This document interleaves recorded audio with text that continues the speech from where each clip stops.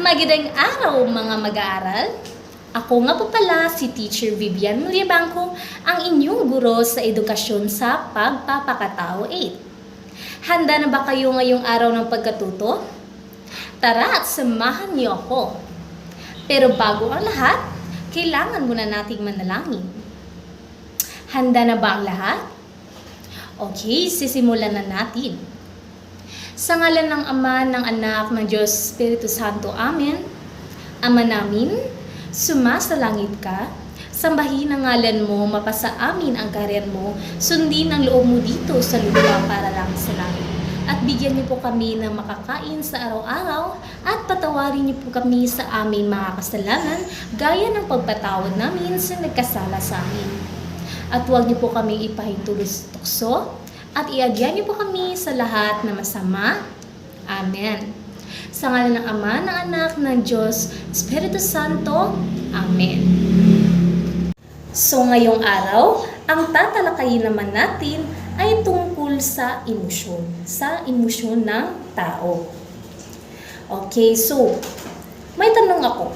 Ano ba ang iyong mararamdaman sa tuwing nakakakita kayo ng magandang tanawin? Ano ba ang iyong nararamdaman sa tuwing pinapagalitan ka ng iyong nanay?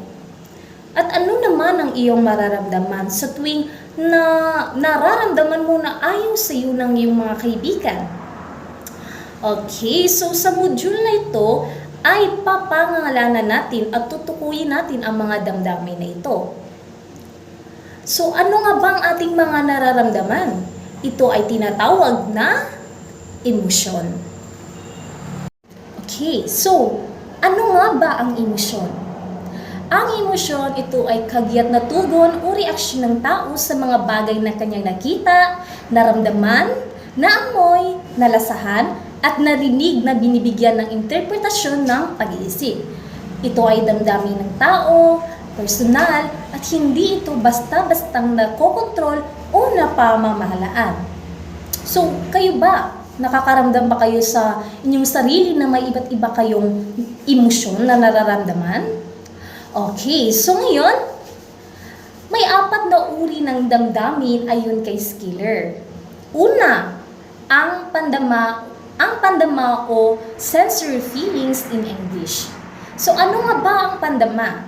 Ito ay tumutukoy sa 5 karamdamang pisikal o mga panlabas na pandama na nakapagdudulot ng panandaliang kasiyahan o paghihirap ng tao.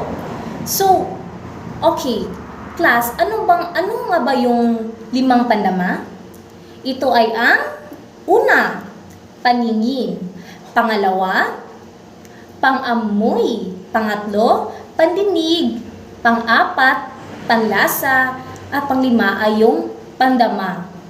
Okay, so may mga ilang halimbawa ang pandama. Una, ang pagkauhaw, pagkagutom, halimuyak, o panlasa, kasiyahan, at syempre, nakakaramdam ng sakit. So, alam naman natin na tayong lahat ay nakakaramdam ng ganung kalagayan, ay karamdaman. So, yun ay tinatawag na pandama, nararamdaman ng tao. Okay, so, ano nga ba ang pangalawang uri ng damdamin ayon kay Schiller? Okay, ito ay kalagayan ng damdamin or in English, ito ay feeling state. So, ano nga ba ang kalagayan ng damdamin? Ito ay may kinalaman sa kasalukuyang kalagayan na nararamdaman ng tao. Lalo na ikaw ay nakakaramdam ng masaya, kalungkutan, nai-excite, or nagagalit. Okay, so may ilang halimbawa sa kalagayan ng damdamin.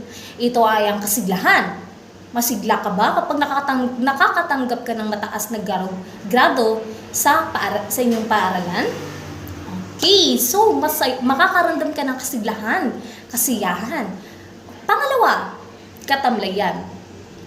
Nakakaramdam ka ba ng minsan ay ikaw ay matamlay? So bakit nga ba? Lalo na pinapagalitan kayo ng iyong mga magulang, kaya ikaw ay nalulungkot at wala kang gana sa iyong araw. Pangatlong, may gana. May gana kang pumasok sa paaralan. Kasi,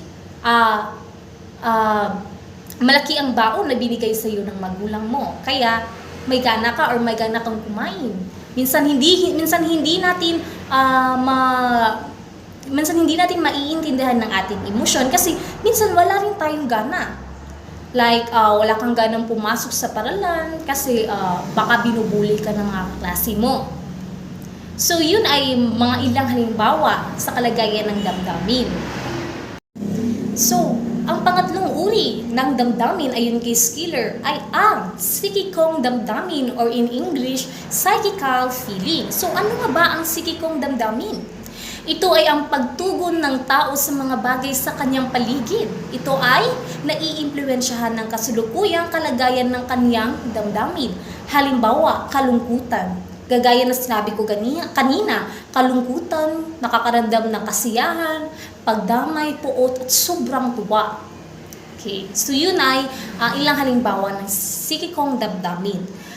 Pang-apat na uri ng damdamin, yun ay ang spiritual na damdamin or in English, ito ay spiritual feelings. So, ano nga ba ang spiritual feelings? Ito ay nakatuon sa paghubog ng pagpapahalaga sa kabanalan tulad ng pag-asa at pananampalataya. So, kayo ba, marunong ba kayong magdasal? Palagi ba kayong nagdasal sa Panginoon?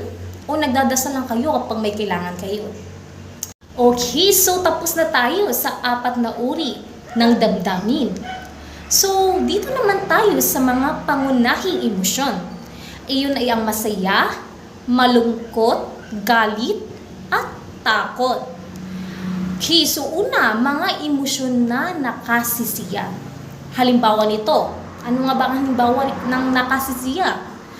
Okay, so ito ay ang pagmamahal or love, paghahangad or in English, desire, pagkatuwa or joy, pag-asa or hope. At panghuli, pagiging matatag or in English, courage. Okay, so pangalawa, ito ay emosyon na nagpapahirap sa damdamin. Babala, ito'y nakakatakot, nakakalungkot at nagdudulot ng sakit sa kalooban ng tao tulad ng pagkamuhi. Kapag ikaw ay kinamuhihan mo yung taong kinagagalit mo, like parang gaya ng hindi mo na siya kayang patawarin. Pangalawa, pag-iwas. Naranasan mo na bang umiwas sa taong feeling mo ayaw sa'yo? Sabihin no. Pangatlo, pagdadalamhati. Kapag may mahal sa buhay ka, kapag ikaw ay nawala ng mahal sa buhay, of course, ikaw ay nagdadalamhati. Makakaranas ka ng iba't ibang klaseng emosyon sa iyong sarili. Pero dapat natin kontrolin. Kasi minsan, pag hindi natin kayang kontrolin ang ating emosyon, ito ay nakakaapekto sa atin. Kawalan ng pag-asa. Ikaw ba ay nawalan ng pag-asa? Alam naman natin na may mga bagay na minsan masasabi sa ating sarili na minsan na-feel mo na nawalan ka ng pag-asa. Pero kailangan mong lumaban. Huwag kang mawalan ng pag-asa. Kasi lahat tayo ay may pag-asa. Next, pagkatakot or fear. Lahat tayo ay nakakaramdam ng takot, syempre. Next, pagkagalit. Nagagalit ba kayo kapag inuutusan kayo ng iyong nanay paulit-ulit? Or nagagalit ba kayo kasi inaaway or binubuli kayo sa school? Okay, so yun ang mga ilan na halimbawa. Yun ay mga ilan na halimbawa sa emosyon na nagpapahirap sa damdamin. Kaya dapat tayo ay marunong tayong kumontrol sa ating emosyon na nararamdaman.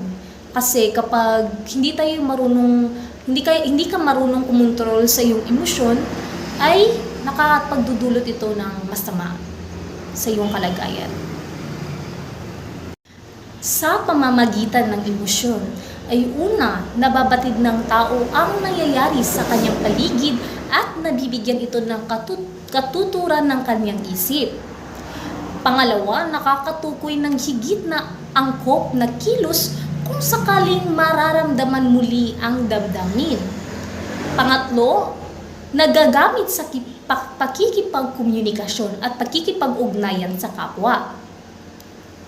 Ang emosyon na hindi napamahalaan ay maaring hindi maganda ang impluwensya sa ating mga kilos at pagpapasya sa sitwasyong may krisis, suliranin o pagkalito. Nakita ng mga ilang siyentipiko tulad din na Salovey, Gardner at Goleman ang kahalagahan ng emosyon sa pagpapaunlad ng sarili at pakikipagkapwa. Kapag napagtagumpayan ng tao ang pamahalaan ng kanyang emosyon, nangangahulugan na mataas ang kanyang EQ.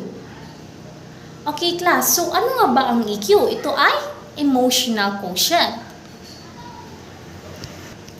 So dito naman tayo, ano ang emotional quotient o emotional intelligence? Ito ay ang kakayahan na makilala ang ating sariling mga damdamin at ng iba para sa pag-udyok sa ating sarili at para sa pangangasiwa ng mga emosyon sa ating sarili at sa ating mga relasyon. Ito rin ay naglalarawan ng mga kakayahan na naiiba mula sa akademikong katalinuhan. So class, may 5 pangunahing elemento ng EQ or emotional quotient. Una, pagkilala sa sariling emosyon. Pangalawa, pamamahala ng sariling emosyon. Pangatlo, motibasyon. Pang-apat, pagkilala at pag-unawa sa damdamin ng iba. At panghuli, pamamahala ng ugnayan. Okay class, alam niyo ba na may ilan sa mga mungkahing paraan upang mapamahalaan ang emosyon? Okay, so una, tanungin ang sarili. Tinatanong niyo ba ang sarili? Gaya nito, hahayaan ko bang magawa ko ang hindi karapat-dapat o mas pipiliin kong gumawa ng mabuti? Pangalawa, tatanggapin na ikaw ay takot na harapin ang takot. Ngunit isipin na mayroong panghigit na magandang mangyayari sa iyong buhay. Ang dapat mo lang gawin ay maging positibo sa pagharap sa hamon ng buhay. Dapat hindi negatibo. Kasi from the word negatibo, hindi yun tama. Yun ay makakasira sa iyong kalooban o sa iyong isip. Pangatlo, isaisip na ang tagumpay ay hindi nasusukat sa yaman. Lagi niyo yung itatak sa utak niyo class na dapat iniisip niyo na ang tagumpay ay hindi nasusukat sa yaman, kapangyarihan at pagiging tanyag. Kung hindi, ano ba class? Kung hindi sa kakayahan na mamuhay ng may pagpapahalaga at dangal. Yun ang importante class. Pang-apat, matutong tanggapin na may hangganan ang lahat ng bagay na mayroon tayo. Tao man o bagay. Hindi naman ito nangangahulugan na magiging wala kang pakialam o wala silang halaga sa iyo. Dapat marunong kang tumanggap sa iyong sarili na lahat ng bagay ay may hangganan. Panglima, ito ang panghuli class. Sa tuwing ikaw ay mawawalan ng pag-asa, isipin mo na may taong maaari mong pagkatiwalaan na at mahingan ng tulong. Huwag mawalan ng pag-asa. Kasi lahat tayo ay may pag-asa. Yan ang lagi niyong itatak sa utak, ha? Buksan ang isipan at kalooban na kaya mong makamit ang hangarin sa buhay. Lumaban ka lang. Sumikap. Kasi lahat ng mangyayari sa iyong buhay ay may dahilan. May Panginoon tayo, kaya lagi mong isipin na hindi ka nag-iisa. May kasama ka sa hirap man iginhawa. Okay, last, natapos na rin natin ang ating tinlakay ngayong araw. Naway marami kayong natutunan sa aralin natin ngayon. Pero bago natin tapusin ay nais ko munang paskisagutan ang sanaysay na inihanda ko para sa inyo. Panoto, basahin at unawain mabuti ang sanaysay at pakisagutan lamang ito. Una, ano ang ibig sabihin ng emosyon? Pangalawa, paano maaari maepektuhan ng iyong mga desisyon ng iyong emosyon? Pangatlo, alin mga emosyon ang itinuturing na positibo at negatibo? Magbigay ng halimbawa. Pang-apat, paano maaaring maging responsableng magpahayag ng emosyon sa iba? Palima, bakit mahalaga ang pag-unawa sa sariling emosyon? Yun lang po. Sana'y marami kayong natutunan ngayong araw sa aralin na ito. Sa uulitin, ako si Binibining Vivian Buncales Milibangco, ang inyong guro sa edukasyon sa pagpapakatao 8. Maraming salamat!